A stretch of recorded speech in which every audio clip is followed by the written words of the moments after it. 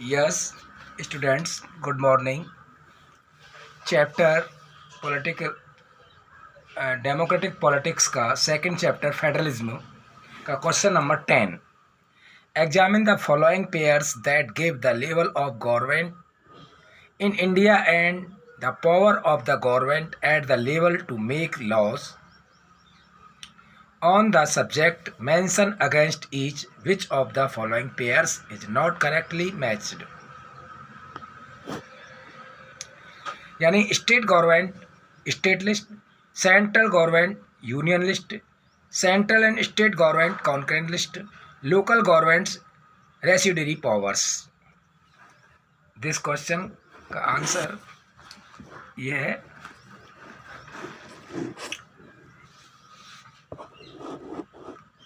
कि central government union list, central government has power to make laws, defence, banking, currency, foreign affairs, communications.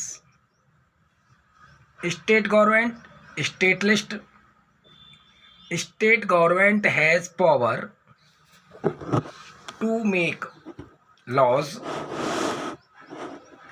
police, trade, agriculture, irrigation. Concurrent list, both central and state government jointly make laws.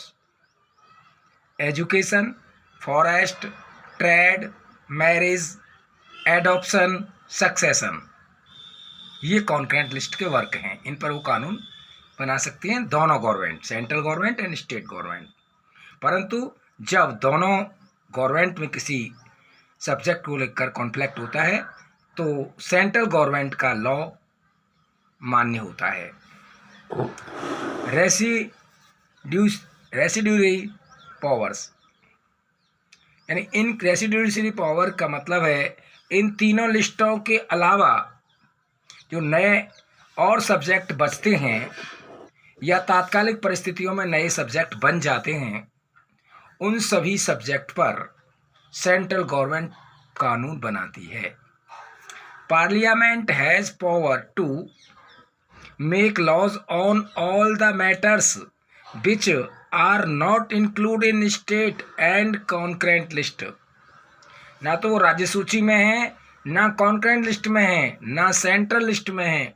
ऐसे विषयों पर वो सारे matters central government को मिल जाते हैं जो इन लिस्टों में इंक्लूड नहीं होते हैं। Local government is the states and union territories governments. In rural areas it is known as panchayat and in urban areas it is known as Nagar Panchayat and municipalities. Question finish 10. Question 11. Match list first with list second and select the correct answer using the codes given below the list. Union of India, prime minister, state sarpanch, municipal corporation governor, gram panchayat mayor. अब first list और second list का matchup देखना है। तो यहाँ जो आपका ए में कर रहा है वो मैचअप वो राइट नहीं है, और बी में कर रहा है वो भी राइट नहीं है। सी वाले राइट हैं। मैचअप सी राइट है क्योंकि सी में जो फर्स्ट नंबर पर यूनियन ऑफ इंडिया में आएगा ए प्राइम मिनिस्टर, स्टेट में आएगा सी गवर्नर, और म्यूनिसिपल कॉरपोरेशन में डी आएगा मेयर, और 4 ग्राम पंचायत में आएगा वी सरपंच। तो इसको इस प्रकार भी सॉल्व कर सकते हैं। Union of India prime minister, state governor, municipal mayor, gram panchayat sarpanch. Question number 12। Consider the following two statements. In a federation, the power of the federal and provincial governments are clearly democrated. India is a federation because the power of the union and state governments are specified in the constitution and they have exclusive jurisdiction on their respective subject. Sri Lanka is a federation because the country is divided into provinces. India is no longer a federation because some powers of the states have been developed to the local governments bodies. Which of the statements given above are correct? जो correct statements हैं वो कौन कौन से हैं उनको देखना है और वो क्यों हैं. तो इसका आंसर होगा federation means government has two or more levels of government which is governed through common institutions and power is depend on level as prescribed by a constitutions. तो Sri Lanka has unitary form of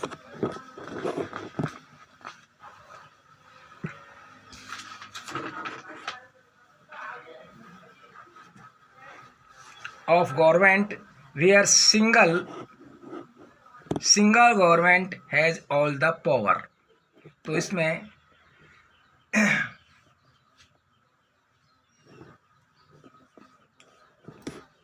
power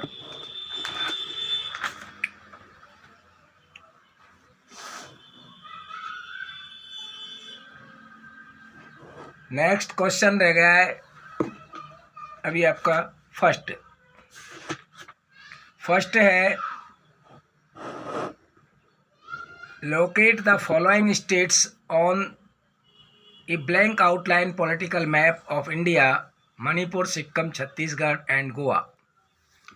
इसमें आपको ये 4 states को India के map में fill up करना है blank map पर और वो इस प्रकार दिखाएंगे. आप इसकी मदद ले सकते हैं. यहाँ मणिपुर दिखाएंगे इस जगह, मणिपुर के बाद सिक्किम इस जगह दिखाएंगे और छत्तीसगढ़ इधर दिखाएंगे और गोवा यहाँ दिखाएंगे और इस प्रकार एक इंडिया का मैप फिलअप करके अपनी होमवर्क कॉपी में ऐड कर लेंगे. ये चैप्टर 2 फिनिश होता है. अब हम डेमोक्रेटिक पॉलिटिक्स का 3rd चैप्टर लेंगे. 3rd चैप्टर है डेमोक्रेसी एंड डाइवर्सिटी. चैप्टर 3 यानी लोकतंत्र और विविधता. लोकतंत्र के बारे में आप समझते हैं कि लोगों का शासन और उस लोगों के शासन में डाइवर्सिटी यानी विविधता होने पर वो लोकतंत्र कैसे सफल हो सकता है. डाइवर्सिटी भी कई तरीके की होती है, जैसे भाषा और क्षेत्र के आधार पर एक विविधता होती है. दूसरी विविधता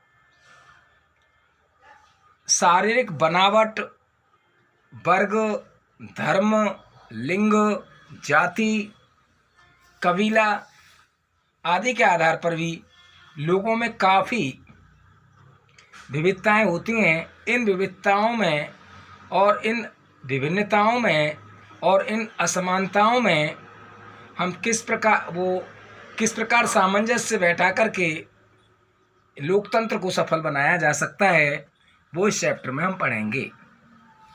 Our परिचय. In the last chapter we show how power can be distributed to accommodate linguistic and regional diversities.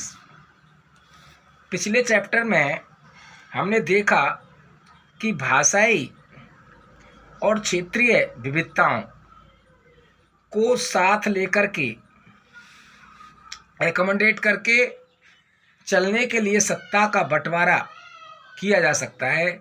Power can be distributed, सत्ता को बांटा जा सकता है। But language and region are not the only feature that give a distinct identity to people. लेकिन लोगों की विशिष्ट पहचान सिर्फ भाषा और क्षेत्र के आधार पर नहीं बनती।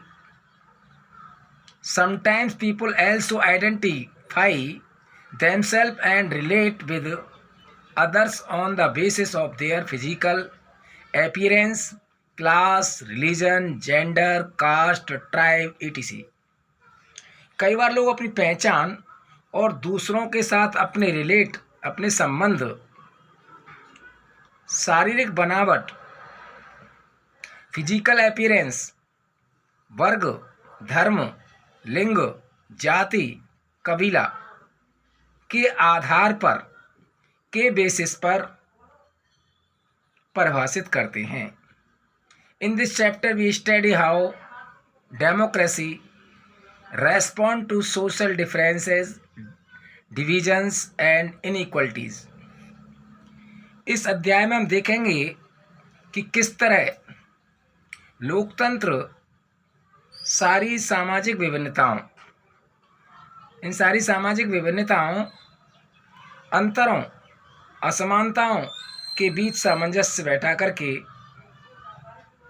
एक सर्वमान्य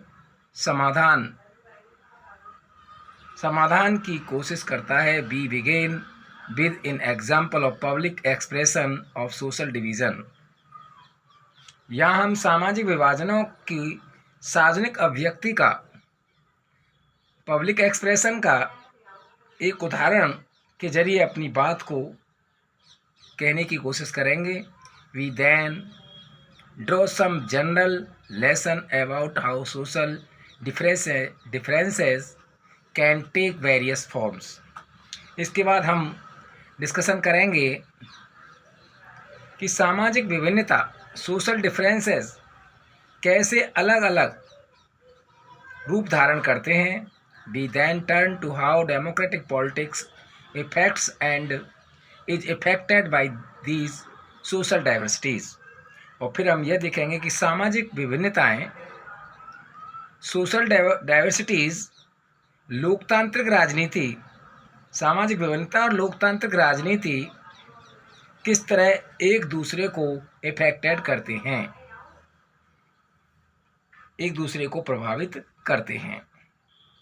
यानी सामाजिक विभिन्नता और लोकतांत्रिक राजनीति किस तरह एक दूसरे को प्रभावित करते हैं, ये इस चैप्टर में हम देखेंगे।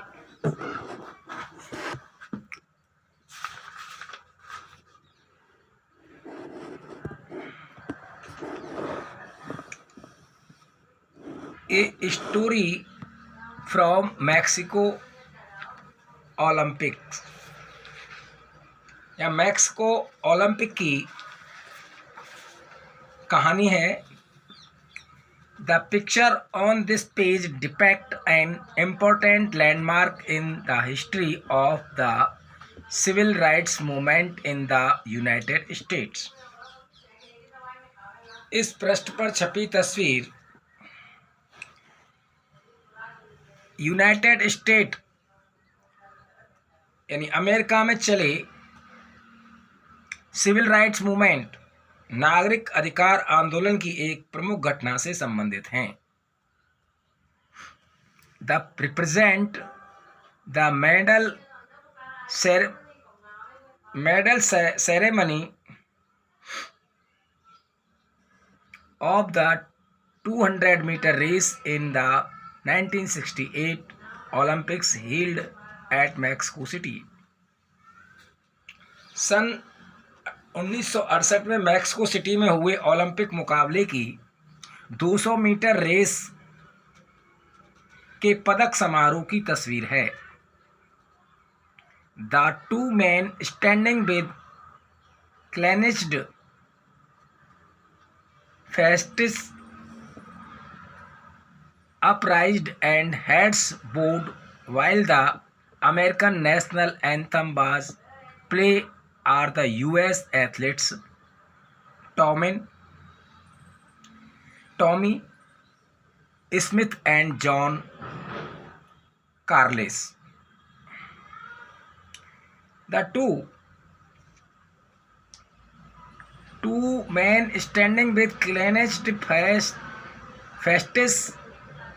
upraised and heads bowed while the American national anthem, America का राष्ट्रगान बज रहा है. American national anthem was play, America का राष्ट्रीय गान बज रहा है और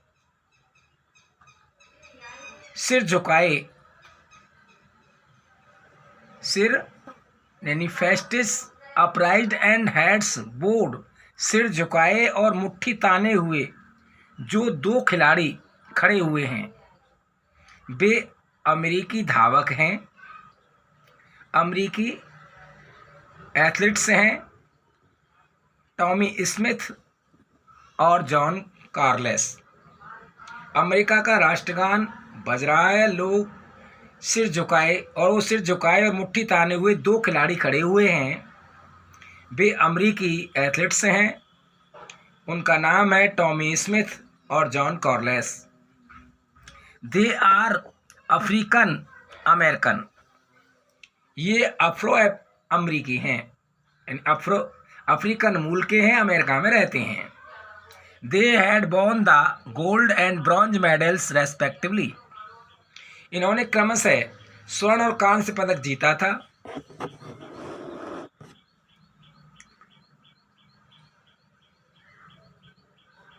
They received their medals wearing black socks and no shoes to represent black poverty. उन्होंने जूते नहीं पहने थे, उन्होंने no shoes to represent black poverty, जूते नहीं पहने थे, सिर्फ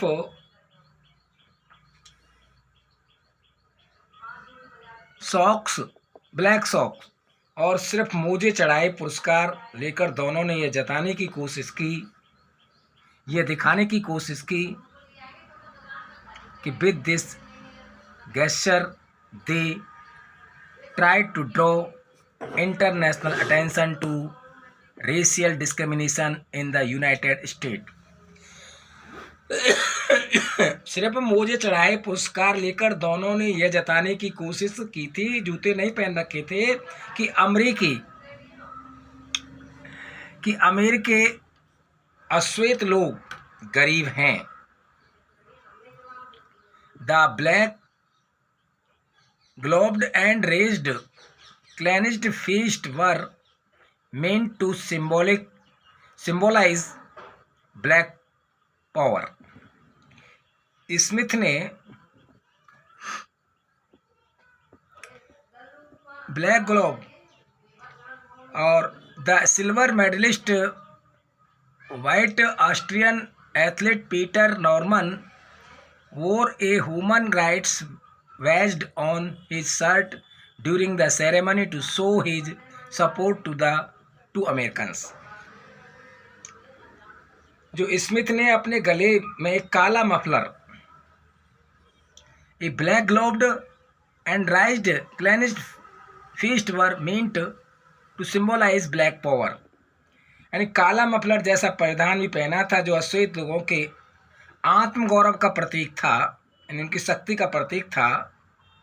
और कार्लेस ने मारे गए अश्वेत लोगों की याद में काले मनकों की माला पहन रखी थी. अपने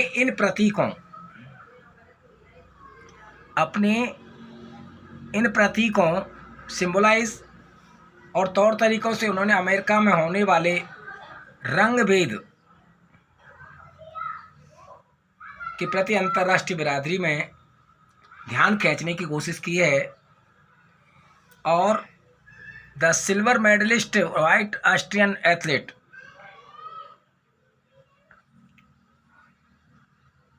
रजत पदक जीतने वाले ऑस्ट्रेलियाई धावक पीटर नॉर्मन ने पुरस्कार समारोह में अपनी जर्सी पर wore a human rights badge on his shirt, और उसने अपनी शर्ट पर मानवाधिकार का बिल्ला लगाकर इन दोनों अमेरिकी खिलाड़ियों के प्रति अपना सपोर्ट, अपना समर्थन जताया है। फिनिश नेक्स्ट कल।